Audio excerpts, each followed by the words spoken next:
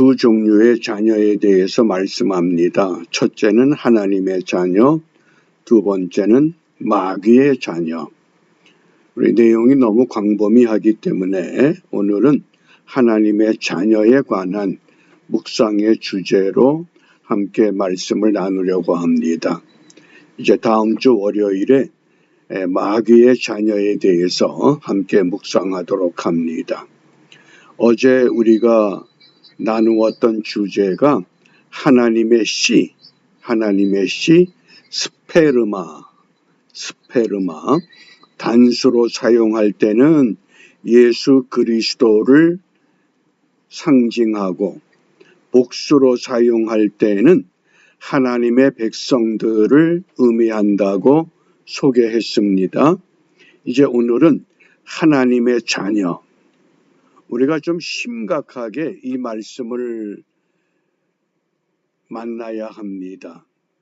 우리가 한국 교회가 1885년 제물포항에 언더우드 아펜셀라 선교사가 4월 5일 부활주일에 입국하는 그 기점이 한국 선교의 원년이라고 합니다.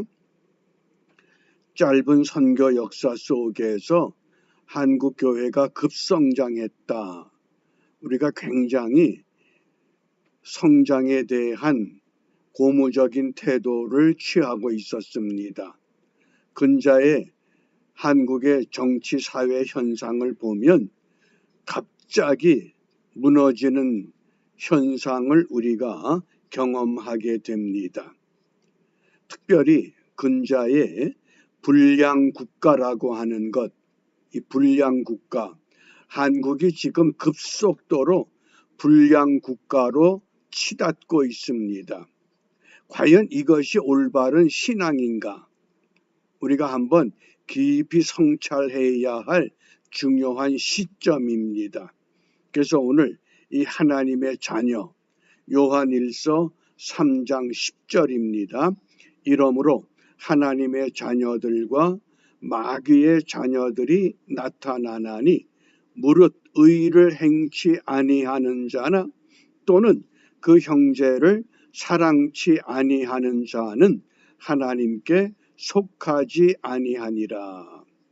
하나님의 자녀의 세 가지 특징을 말씀합니다. 의, 사랑, 소속. 이것이 하나님의 자녀됨의 본질적인 모습입니다. 의를 행한다, 사랑한다, 하나님께 소속한다. 그래서 이것은 어떤 혈통에 의한 것이 아니라 그 시대에 하나님의 자녀들, 하나님의 백성들, 스페르마의 복수가 되는 하나님의 자녀들의 삶의 상태를 말합니다. 그러면 기독교 인구가 전체 인구의 25%가 되었다고 자랑했던 한국 교회가 정말 그것이 바람직한 신앙이었는가? 저는 그렇게 생각하지 않습니다. 왜냐하면 너무 빨리 불량 국가로 전환되고 있기 때문에 그렇습니다. 이 불량 국가라고 하는 정의가 한마디로 말하면 세계 평화를 위협하는 국가. 그래서 그런 국가들의 특징이 인권 탄압, 그 다음에 권위주의, 또 전체주의, 심지어 테러 지원. 그래서 지금 세계 정세 흐름을 보면 불량 국가의 1위가 중국, 2위가 러시아, 그 다음에 이란, 시리아, 아프가니스탄, 쿠바, 베네수엘라, 그리고 남한이 지금 그쪽으로 달려가고 있다고 하는 현상입니다. 기독교 인구가 그렇게 많으면 우리 바닷물의 염도가 몇 프로라 그럽니까? 과학적으로 3.5%입니다. 그러면 바닷물은 썩지를 않는다고 하는데 25%의 기독교인이 있다고 하는데 이렇게 빨리 불량 국가로 무너질 수 있겠는가? 그건 무엇이 문제입니까? 우리 신앙이 문제라는 겁니다. 어떤 문제가 있느냐? 그래서 정말 우리가 이 시점에 하나님의 자녀는 누가 하나님의 자녀인가? 우리가 그것을 성경을 통해서 한번 점검해 보려고 합니다.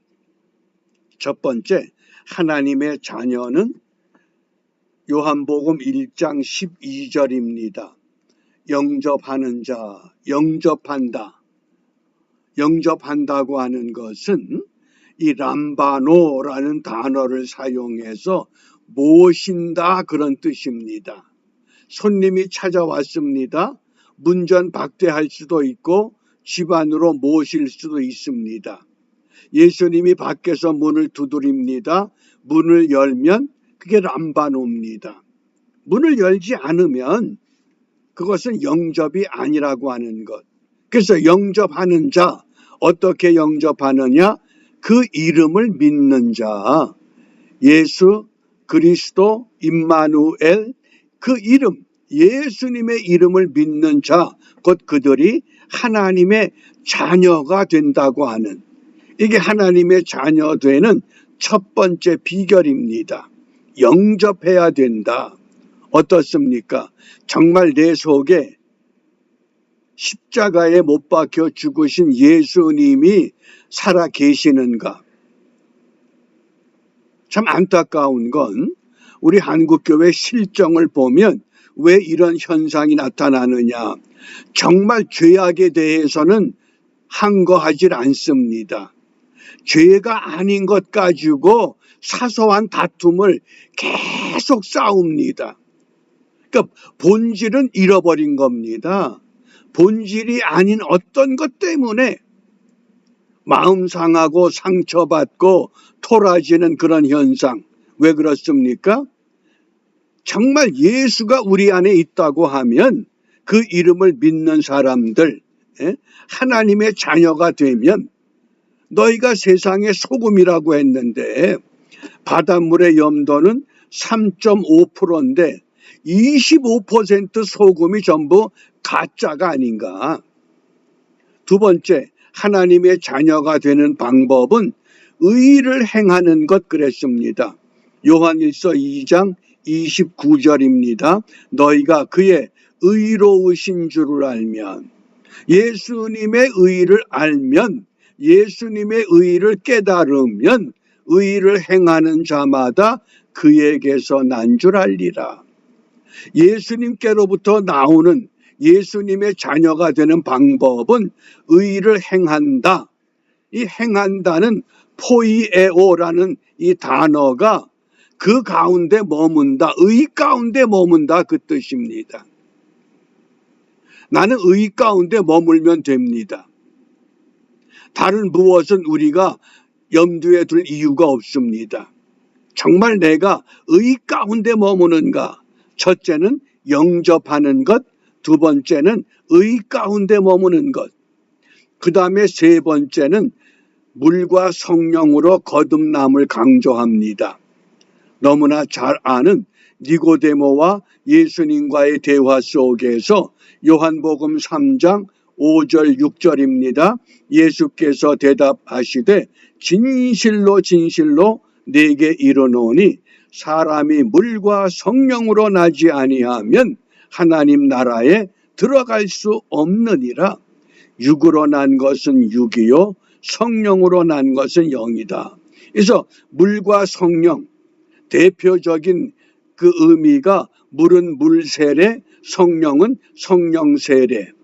물론 물을 하나님의 말씀으로 해석하기도 합니다마는 오늘 이 물세례뿐만 아니라 성령세례를 통해서 진심으로 거듭난 사람, 첫째는 영접하는 사람, 두 번째는 의를 행하는 사람, 세 번째는 거듭난 사람만이 하나님의 자녀의 반열에 설 수 있다고 하는 것.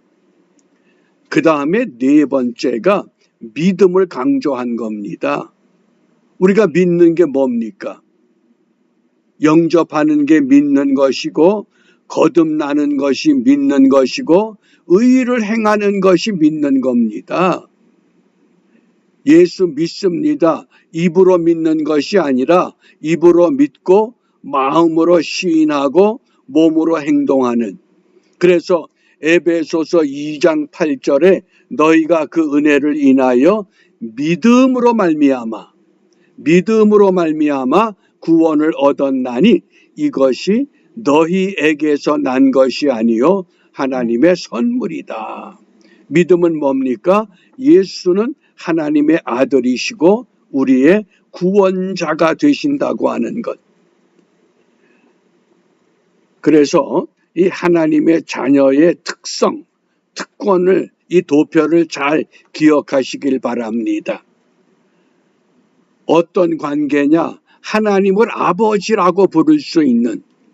유대인들은 하나님을 아버지라 부르질 못했습니다. 그렇기 때문에 메시아로 예언돼서 오셨던 예수님을 십자가에 못 박아 죽이고 지금도 예수님을 기다립니다. 아직 메시아가 오지 않았다. 왜 그렇습니까? 믿음의 내용이 잘못됐기 때문에. 그 다음에 하나님의 자녀의 특성은 뭡니까? 생명에 있습니다. 사망에서 영생으로 옮겨졌습니다.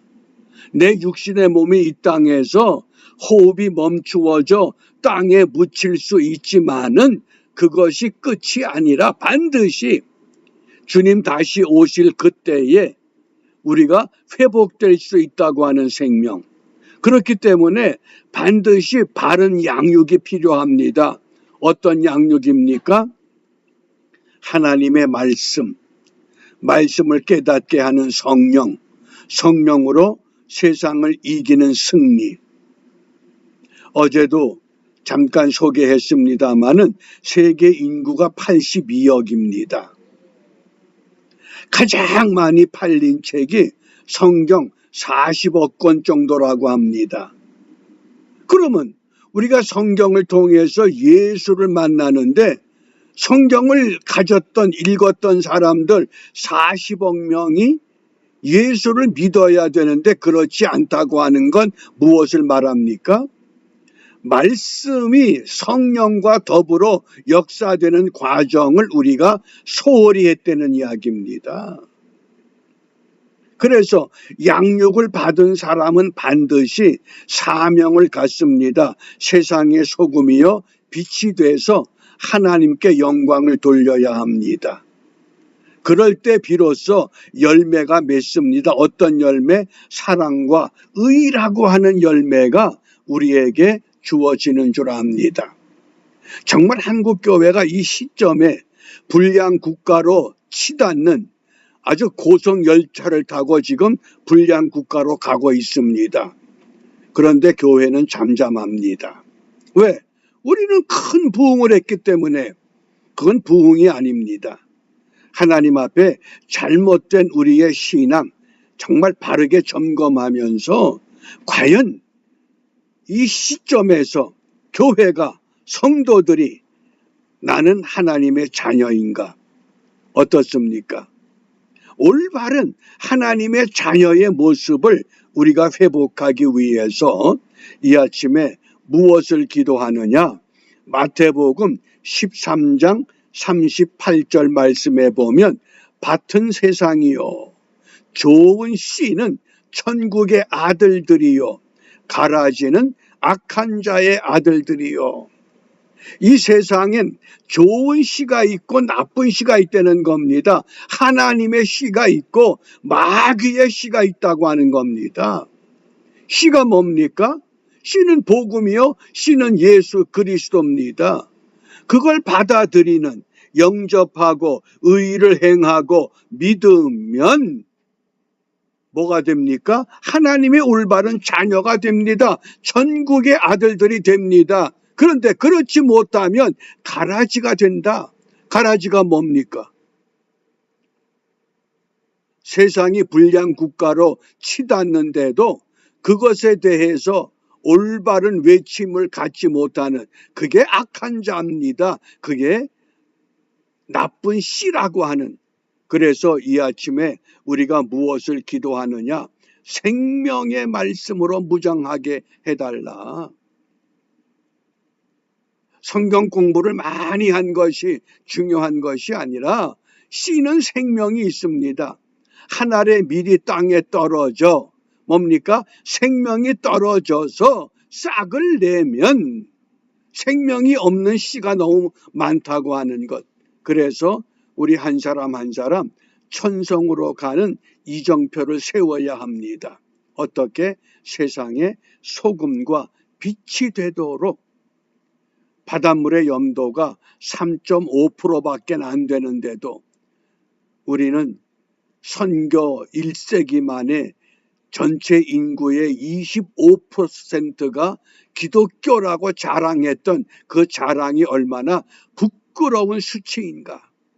다시 한번 뒤집어서 이제 하나하나 올바른 믿음을 우리가 회복할 때 정말 죄를 죄라고 지적할 수 있는 용기, 이런 것이 회복되지 않으면 우리는 결코 불량 국가에서 벗어날 수 없다고 하는, 이런 시점에 불량 국가로 치닫던 이 흐름이 자유민주주의 복지국가로 돌아설 수 있는 은혜가 누구에게 주어져 있느냐? 우리 한 사람 한 사람 하나님의 자녀들의 손에 쥐어져 있다고 하는 것 명심하고 오늘도 이 믿음으로 함께 바르게 일어서는 복된 하루가 되시기를 바랍니다. 기도합니다. 은혜가 풍성하신 하나님 감사합니다.